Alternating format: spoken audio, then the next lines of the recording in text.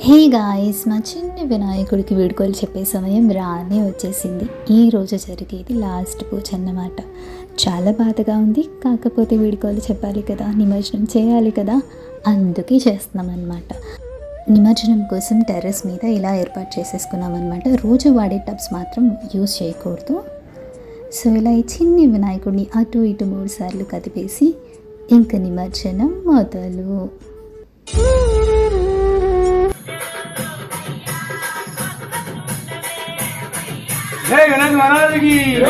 Ganga water ఉంటే వేసుకోండి, లేదా నదుల పేర్లు తలుచుకుంటూ వాటర్ని మిక్స్ చేసుకోండి. సో ఇప్పుడు 3 సార్లు యథస్థానం ప్రవేశయామి అంటూ వినాయకుడి నిమజ్జనం చేయాలి. స్వామి, నీ స్వస్థలానికి వెళ్ళి మళ్ళీ పూజకి మమ్మల్ని అనుగ్రహించు అని అర్థం. ఈ నీళ్ళని నడిచే దారిలో కాకుండా చెట్లకి వాడండి.